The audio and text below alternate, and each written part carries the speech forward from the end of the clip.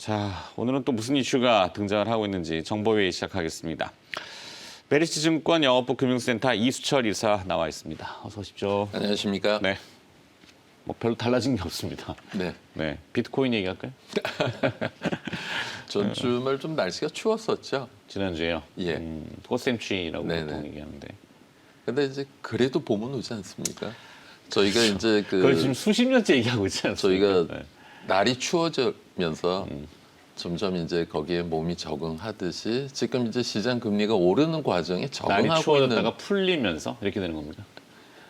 그 금리가 오르면서 그것과 관련돼서 저희가 이제 시장이 간극 조정하면서 거기에 익숙해지는 구간이 아닌가 싶습니다.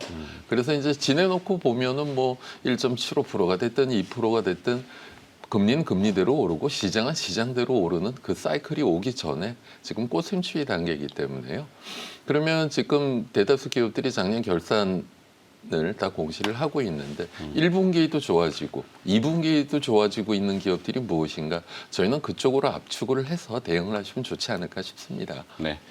오늘도 변함없이 원론적이지만 실적에 근거한 장기 투자, 분할 매수. 주가는 변동이 될지언정 그 기업은 열심히 공장은 잘 돌아가고 있거든요. 그렇죠. 시간이 지나면은 그것이 정답일 수는 있는데 매일매일 보다 보니까 그렇죠. 매일매일 너무 매일 보기 때문에 그런 거죠. 저 매일 안 볼 수도 없고 네. 매일 방송하는데 어떡하겠습니까 제가. 자, 어제 얘기하고 오늘 얘기하고 별다른 차이가 없어서 좀 약간 좀 맥이 좀 빠진다고 해야 될까요? 뭐 봄의 그 노근한 기운이 이제 또 전달이 돼서 그런지 하여튼 뭔가 좀 이렇게 에너지가 막 이렇게 올라오는 그런 봄의 기운처럼 이게 있으면 좋을 텐데. 지지난주 화요일 오전을 기억하십니까? 아이고야, 어제도 잘 기억이 안 나네. 네. 그날 시장 분위기가 상당히 싸했었죠. 아, 지난주 화요일 날이요? 예. 2주 전 화요일 날? 네네. 뭐 11시경이 아주 네. 싸했었는데요. 이유가 뭐였죠? 불안 심리가 가중이 돼서 주가들이 다 이제 좀 급하게 매도가 나왔었고 그 이후에 금리가 오르는데도 주가들은 따라서 오르고 있는 것들이 나오거든요. 그걸 찾아낸다는 건 상당한 내공이 필요할 텐데. 대다수의 실적 종목들이 지금 완만하게 벌써 이미 자리를 차지하고 있고 네. 지난주에 소개해드렸었던 종목 같은 경우는 신고가로 다시 또 올라가고 있고요. 이오테크닉스였나요? 예. 그래서 시장 너무 전체 분위기, 왜냐하면 전 종목을 저희가 커버를 하는 것이 아니기 때문에 네. 좀 압축을 해서 호흡을 가다듬으시면 좋으실 것 같습니다. 알겠습니다. 다시 한번 명심을 하도록 하겠습니다. 자, 오늘도 그럼 기업 얘기 나눠볼까요? 기업은 오늘 어떤 걸 또 준비하셨습니까? 동훈 아나텍입니다. 동훈아나텍. 네, 다시 한번 또 볼 때가 됩니까? 그렇죠. 근데 이수일 기사님도 보통 뭐 이제 IT에 좀 많이 특화를 주력으로 좀 많이 네네. 하시고 이 바스켓이라는 것이 큰 변동은 없는 것 같아요. 예. 그 안에서 이제 어떤 기업이 이 정도면 타이밍이 좀 된 것 같다. 그리고 변화되는 모습이 있으면 바로바로 또 디테일한 내용들을 알려주시고 하잖아요. 동훈아나텍도 어떤 포인트를 좀 주목해 볼까요? 일단 동훈 아나텍이 이제 작년에 흑자 전환을 하면서 본격 성장의 기회를 시장에 표현을 하였죠. 네. 그것과 관련돼서 이제 1분기, 2분기 향후 안정적인 성장을 할 수 있는 부분을 오늘 저희가 또 짚어보고자 합니다. 동원 아나텍 같은 경우는 이제 휴대폰, 뭐 태블릿, 기타 전자기기 등이 들어가는 아날로그 반도체의 회로 설계 전문 업체입니다. 그래서 팹리스 비즈니스를 영위하고 있기 때문에 그동안 꾸준한 R&D를 통해서 준비했었던 것들이 이제 시장에서 자리를 차지하면서 성장을 구가하고 있는 기업인데요. 작년에 이제 본격적으로 매출이 늘었고 그리고 영업이익도 재작년에 20억 적자에서 20억 흑자 전환하면서 본격 성장의 신호를 알린 상황인데요. 동원 아나텍 같은 경우는 이제 디자인인을 하고 나서 고객사별로 제품을 튜닝하고 개발을 해서 파운드리에 외주 생산을 한 이후에 공급을 하는 이런 사업 구조를 갖고 있습니다. 다양한 파운드리를 확보하고 있고요. 그리고 패키징을 직접 참여를 통해서 안정적인 생산을 통해서 좋은 수율을 보여주고 있는 운영 형태를 보여주고 있습니다. 전 세계 스마트폰 시장이 약 16억 개 정도 규모로 파악이 되어지고 있는데요. 이 스마트폰과 관련돼서 국내 팬리스 업체 중에서 연 10억 개의 부품을 공급하고 있는 기업은 동훈 아나텍이 유일합니다. 그렇게 될 수 있는 이유 중에 하나는 삼성전자, LG전자, LG이노텍, 화웨이, 오포, 비보, 샤오미 등 굵직한 메이저 업체들을 다 거래선으로 갖고 있는 것이 이 회사의 강점이겠죠. 네. 이러한 것을 토대로 안정적인 성장을 보여주고 있습니다. 맨 처음에 이 회사가 시장에서 자리매김됐었던 것은 오토포커싱과 관련된 것이 그 시장의 선점을 할 수 있었고요. 그 다음에는 이제 손떨림 방지, 그리고 지금 시장에서 관심이 높아지고 있는 폴디드 줌, 그리고 앞으로 시장이 더욱 커질 TOF와 관련된 타임 오브 플라이라고 하죠. 그거는 이제 VR이나 AR과 관련돼서 확대되어질 시장인데요.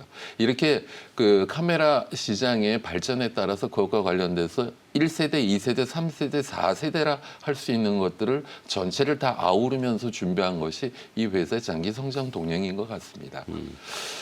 결국에는 뭐 폴디드 줌 뭐 이런 거 다 뭐 얘기 내용들이 결국엔 스마트폰 향이잖아요. 그렇죠. 그죠? 근데 이제 TOF 같은 경우는 스마트폰도 스마트폰이지만 이제 증강현실이다, 가상현실이다 하기 때문에 그게 그냥 일반 스마트폰을 떠나서 조금 영역이 이제는 확장. 가전이다, 뭐 자동차다 확대될 수 있는 개연성이 넓은 항목이죠. 그렇죠. 그게 이제 또 더 나아간 메타버스라고 하는 개념들이 올해 그래서 그러니까 등장했고. 메타버스를 하기 위해서 이제 AR이나 VR이 그 안에 포함이 되어지는 거니까요. 네.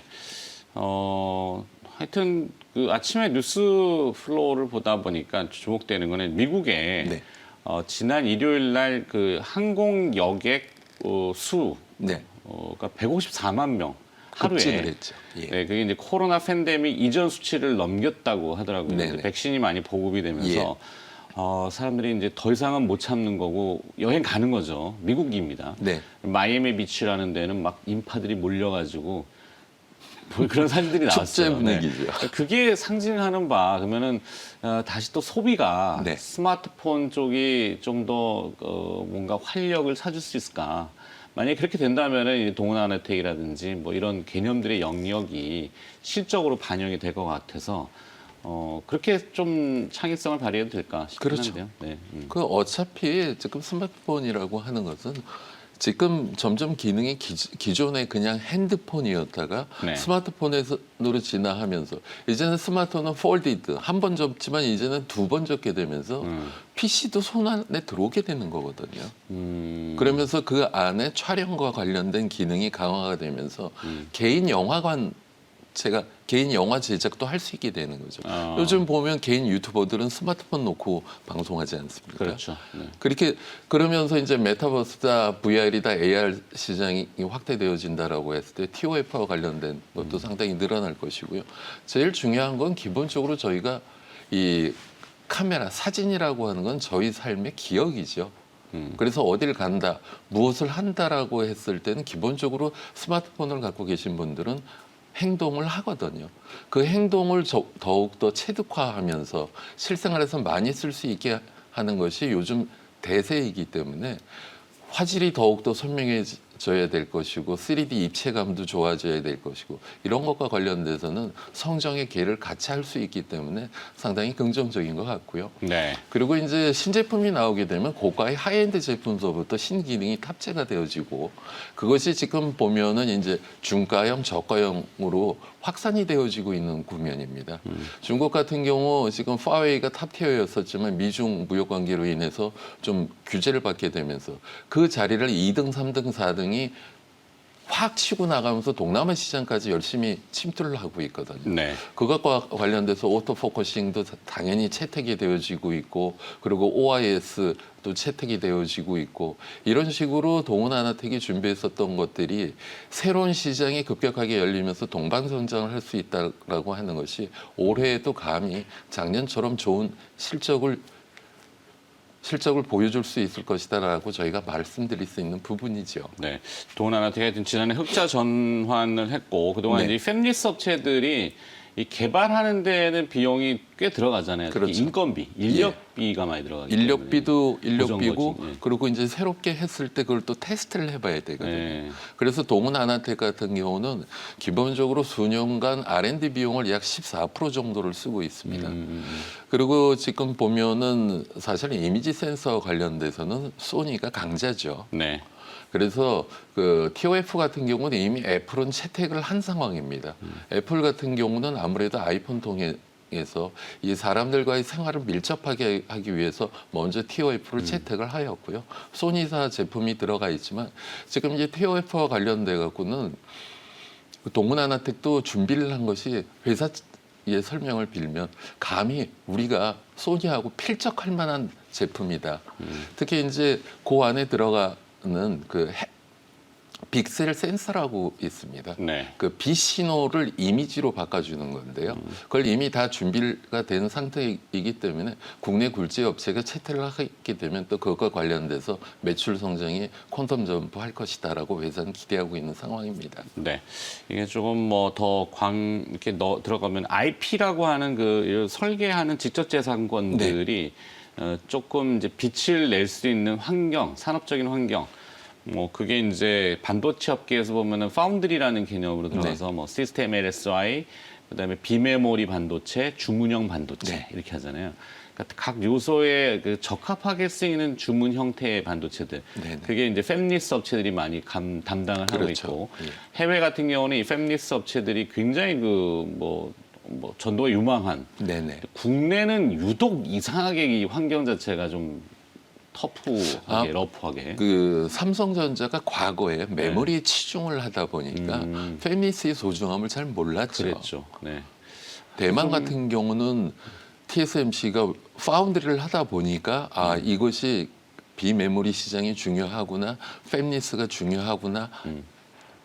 공생 관계가 되면서 대만 시장이 먼저 클 수 있었던 것이고요. 그래서 정부가 국내도 팹리스 업체를 적극적으로 육성을 하겠다라고 작년에 정책을 공약을 발표한 게 있습니다.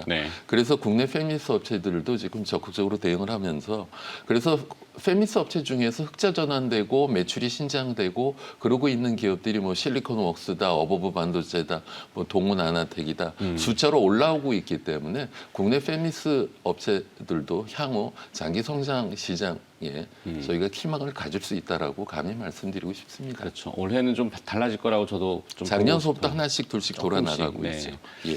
워낙 그 거대한 글로벌 마켓에서 우리가 차지하는 그 팹리스 업체들의 이 위치가 굉장히 미미했던 게 사실이잖아요. 또 실적도 안 나오고. 근데 이제 실적이 조금씩 보이기 시작했고 확연한 변화가 있다라면 들여다보는데 내용들은 지금 말씀하신 조금 일반 투자자분들한테 어려울 수 있지만 뭐 TOF라고 하는 타임 오브 플라이트 요 개념. 사실 스마트폰을 이제 몸에 안 지니고 있을 수가 없잖아요. 떨어져 있는 순간부터 분리불안증이 나오는데. 그래도 좀 저는 없었으면 좋겠긴 해요. 사실 개인적으로는 과거에 이제 페이저 시대. 삐삐라고 하는 그게 더 편했던 것 같긴 한데 하여튼 뭐 세대가 이러니까 안 가지고 다닐 수는 없고 근데 이제 스마트폰을 몸에 지니고 있는 순간부터는 내 몸을 주변으로 한 환경, 이 거리, 공간에 대한 지각 이게 이제 타임 오브 플라이트의 개념으로 들어가는 거 아니겠습니까? 맞습니다. 좀 더 쉽게 얘기하면은 뭐 요즘 이 부동산 프로그램들 많잖아요. 뭐 홈즈 뭘 다 구해달라고 하는 것들. 뭘 보면 정확한 프로그램 이름 모르겠는데 가면은 이 층고가 높을 때는 딱 뭘 들고서는 이걸 높이 잰단 말이에요. 레이저 같은 걸로. 그게 일종의 약간 타임 오브 플라이트의 개념 같은 거 아니겠습니까? 그래서 빛을 발사를 해서 돌아오는 시간 그렇게 되면 거리가 나오거든요. 그것을 갖다가 이제 여러 사물의 움직임을 갖다가 데이터를 축적을 해서 재가공을 하게 되면은 3R, VR로 그게 다 구현이 될 수 있는 거죠. 맞아요. 자, 그래서 동원하나텍 또 추가하실 만한 뭐 포인트가 또 있나요? 그러니까 동원하나텍 같은 경우 그동안 어려웠었던 이유가 사실은 스마트폰 시장의 진화 속도가 그러니까 제 개인적인 표현이지만 1세대에서 2세대, 3세대 가면서 맨 처음에 오토포커싱으로 시작돼서 그다음에 손이 흔들리면 안 되니까 손 흔들림 보정 장치 그러고 나서 이제는 좀 줌인 기능이 강화되면서 폴리드 줌이 되면서 5배, 10배, 뭐 향후엔 뭐 100배까지도 가능하겠지만 이런 폴리드 줌 시장이 개화되면서 일단 플래그십서부터 들어가면서 또 성장 동력을 하나 더 더했고요. 그리고 이것이 이제 보급형으로 확대가 되어지면서 추가 성장 동력을 갖게 되는 것이고요. TOF 시장이 또 개화가 되게 되면은 이것과 아울러서 또 다른 동반 성장의 축을 갖고 있기 때문에 이렇게 성장 축을 꾸준히 에딩되면서 성장 기회를 가질 수 있는 부분이 투자 포인트가 아닌가 싶습니다. 네. 그래서 작년에 턴어라운드를 하였고 올해서부터 장기 안정 성장의 궤적으로 저희가 관심 있게 보실 만한 기업이다라고 말씀드리고 싶습니다. 네. 시장이 이제 얼마나 알아주느냐인데 뭐 한때는 잠깐 이슈가 좀 돼서 주가는 반응했지만 요즘은 이제 조금 또 톤 다운되는 네. 느낌이지만 결국엔 본질이 변하고 있는 것은 중요한 포인트다. 네. 저는, 특히 이제 뭐 2분기에 중국 업체향 매출이 조금 더 속도가 올라올 것으로 파악되어지고 있다고 합니다. 네. 네. 그래서 그 폴디드 줌 얘기를 붙여가지고 이제 모듈화하는 것들. 네. 그리고 이 폴디드 줌이 이제 아까 잔망경 형식으로 이렇게 접힌 네네. 거잖아요. 그게 이제 프리즘. 그렇죠. 그때 이제 하셨던 옵트론텍. 옵트론텍. 예. 네, 옵트론텍.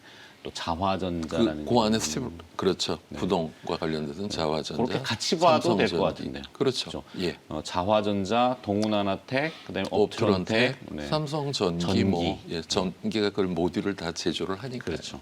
그렇게 체인, 밸류 체인이라고 표현하는데 하여튼 하나의 묶음으로 같이 봐도 좋겠다는 그렇죠. 생각입니다.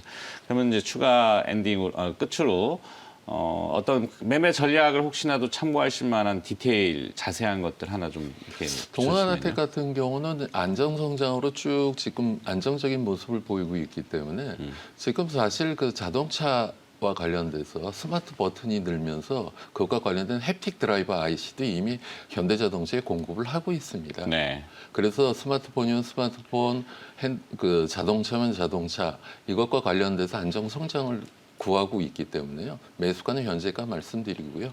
그 손절가는 종가 기준으로 1만 원 제시드리겠습니다. 10,000원. 네.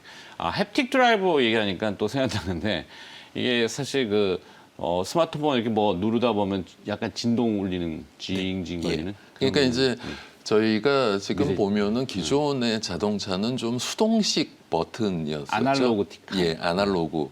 그래서 이제 손으로 레버를 누르고 땡기고 뭐 했었는데 딸깍 소리도 나고 이렇게 그 조그서 다이아를 돌리고 예, 있는데. 제네시스 G80이나 GV80 같은 경우는 조그 셔틀로 해서 가볍게 터치를 하시면 되거든요. 네. 그리고 이제 지금 사실 이 소형 모터와 관련돼서 동원 아나텍이 상당히 특화가 되어져 있기 때문에요.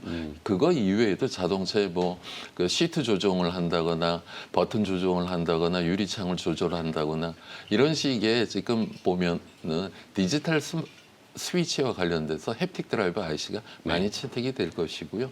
그리고 이제 향후 완전 자율주행차가 된다라고 하면은 음성 신호로 스위치를 하는 것도 있겠지만 뭐 그 안에서 영화를 본다거나 음악을 듣는다거나 터치를 하게 되기 때문에 이 햅틱 드라이버 IC의 수요는 장기 성장 동력으로 저희가 봐도 무난하실 것 같습니다. 네. 터치할 때 느낌이 안 나니까. 네. 그래서 이게 켜진 거야, 안 켜진 거야. 눈으로 봐야 되는데 예. 운전 중에 이걸 볼 수 없잖아요. 네네. 그러니까 손으로 진동이 살짝씩 전달이 되는 네네. 그게 이제 햅틱 드라이버 IC. 예. 이렇게 이해하면 좀 더 나을 것 같고. 자, 동원아나텍을 처음에 정보상으로 좀 더 이야기를 나눠봤고 두 번째 이제 시장 풍문 쪽도 조금 한번. 풍문으로 들었어 네. 중에 이제 그 오버행이 무난히 잘 소화되어지고 있는 기업이 오버행이라 있어서 하면은 잠재적인 매물 부담이 우려됐던 그렇죠. 예. 것들 그걸 이제 네. 오버행이라고 예, 예. 요즘 이렇게 풀어줘야 돼요. 안 네, 그러면 그 주민이- 앵커님이 잘 아시니까요. 아니 저도 뭐 잘 모르지만 그러니까 이 시장의 일반적인 용어로 막 얘기하다 보면은 뭔 소리야 뭐 이렇게 할 수 있기 네. 때문에 조금씩 풀어드리려고 하는 오버행이라는 거는 이제 잠재 매물 부담 네. 그 이슈가 해소된 그 이슈가 아주 무난하게 해소가 되어지고 있는 기업이 있습니다. 어떤 기업이죠? 테이펙스라고 하는 테이펙스. 기업입니다. 예. 네. 테이펙스 테이펙스. 그냥 그 맨 처음에 테이펙스를 말씀드리면은 유니랩을 기억하실 수가 있습니다. 저희가- 유니랩이요? 예, 네, 식품용 포장재죠. 아, 네. 맨 처음에 이제 그걸로 시작이 되었다가 지금 이제 한솔케미칼이 대주주가 되면서 회사가 환골 탈퇴를 하고 있습니다. 2차 전지, 뭐 디스플레이, 스마트폰, 반도체 공정에 들어가는 전자 재료용 테이프 사업이 본격적인 성장을 하고 있습니다. 지금 이제 오버행과 관련돼서 맨 처음에 아주 IB 투자의 지분이 약 60만 주 정도가 있었습니다. 그것이 이제 지난 2월 20일 공시를 보시면은 29만 4천 주에서 23만 4천 주, 그러니까 60만 주서부터 23만 4천 주까지 슬로우하지만 꾸준히 소화가 되어지고 있는 것이죠. 그래서 네. 현재 약 4.97% 23만 4천 주 남아 있는데 아마 주가가 그 슬로우하지만 꾸준하게 오르면서 그 무난하게 소화가 될 것이라고 볼 수 있는 이유 중에 하나는요. 이 전자재료와 관련된 사업 부분이 올해 더욱더 좋은 결과를 보여줄 것으로 기대가 되어지고 있답니다. 그 2차 전지와 관련된 필름이 들어가는데요. 그것이 2019년도 매출이 10억이었었던 것이 작년에는 100억. 특히 올해 같은 경우는 테슬라가 중국 배터리 공장 중국 공장을 증설을 하게 되면서 이 배터리와 관련된 필름 소재가 많이 들어가면서 본격적인 성장이 올해 기대되어지고 그러면서 오버행 물건도 깔끔하게 소화가 될 것이다라고 하는 것이 전일 회자되었었던 부분인데요. 네. 또 이렇게 찾아보면 재밌는 게 전고체 전지 관련 국책 프로젝트에도 지금 발을 담그고 있고요. 그리고 이제 회사가 그것과 관련된 특허도 보유하고 있고 그리고 환경부에서 금년 2월서부터 새롭게 이제 공표가 된 것이 있는데요. 그 종이 빨대와 관련된 이슈가 있습니다. 그러니까 플라스틱 스트로우나 그런 일회용 용기를 사용하지 못하도록 환경부 규제를 했기 때문에 이러한 종이 빨대와 관련돼서도 매출이 증가되어지고 있기 때문에 오버행이 완만하게 해소가 되어지면서 안정성장할 것이다라고 하는 것이 테이펙스의 전혀 회자되었었던 이야기입니다. 네. 네, 시청자 여러분들은 저 테이펙스보다는 오늘 그 서울시장 후보가 누가 되느냐 이제 야당 쪽에 이게 더 네. 관심이 있으실 거예요. 그 풍문 얘기를 나눠야 되기 때문에 네, 어렵죠. 그건. 네. 아직 좀 금기 사항입니다. 네, 어좀 뭐 받은 게 있는데 예. 하여튼 뭐 찌라시라서 이런 것들은. 자, 그다음에 시간의 종가 특징주 몇 가지 듣고 정리하도록 하겠습니다. 전일 시간의 종가 엔지캠 생명과학이 아주 9.9% 강한 모습을 보였는데요. 아, 롯데와 또 이야기도 있고. 네. 엔지캠은 또 그 시장에 이상한 소문이 나가지고 그죠? 네네. 그런데 이제 그 기사화 될 수 있었던 부분은 그러니까 롯데가 사실 지금 SK나 삼성이 바이오 산업으로 고성장을 하고 있는데 롯데 신동민 회장 입장에서는 안 좋은 거죠. 그러면 새로 할 수 있는 신수종 사업이 무엇이냐라고 했을 때 롯데가 엔지캠과의 협업 이야기가 나왔습니다. 네. 그래서 26일 주총 전후에 발표가 될 것 같다라고 하는데 롯데 지주가 주체가 돼서 제3자 배정 형태로 2대 주주로 들어가고 향후 조인트 벤처 설립도 하고 롯데케미칼도 참여하면서 롯데가 바이오 산업을 강화한다. 그래서 엔지캠 생명과학에 전일 좀 강세를 보인 것 같고요. 네. 두 번째로 AP위성이 플러스 7.12% 강세 마감을 하였습니다. 하루가 지체가 되었지만 카자흐스탄의 바이코누르 우주 발사 기지에서 국내 기술로 개발된 중대형 인공위성 발사체가 발사되었기 때문에 네, 어제 그것과 관련 장 마감 무렵 끝나고 이제 그렇죠. 본격적인 보도가 나와서 네. 시간의 거래에서 좀 반영이 됐죠. 예, 예. 네. 500kg급 중형을 중형위성. 잘 올렸기 때문에 네. 그래서 AP위성이 좀 강세를 보인 것 같고요. 그리고 이제 신풍제약이 플러스 6.14% 강세를 보였는데 코로나 치료제 피라맥스와 관련돼서 국내 임상 이상 환자 등록이 완료되었다라고 하는 소식이 반영된 것 같습니다. 네. 네오이민텍이 플러스 4.88% 강세를 보였는데요. 주식회사 유한양행이 5.08% 주식 보유 공시 그것이 영향을 받은 것 같고요. 아모그린텍이 플러스 3.77%로 마감하였는데요. 이동통신기지국의 비상 전원용 리튬 인산철 배터리 시스템을 일본에 공급한다라고 하는 뉴스가 반영된 것 같습니다. 네, 그런 몇 가지 기업의 특징들. 가장 그래도 리얼리티가 있는 핵심은 차세대 중형위성인데 이건 또 이따가 네. 일발장전에 저희가 또 한번 다룰 예정이라서 여기까지 듣도록 하겠습니다. 시장 정보회의였고요. 메리츠 증권 영업부 금융센터 매번 이렇게 헷갈릴까요? 네, 메리츠 증권 영업부 금융센터 이수철 이사였습니다. 오늘 고맙습니다. 감사합니다.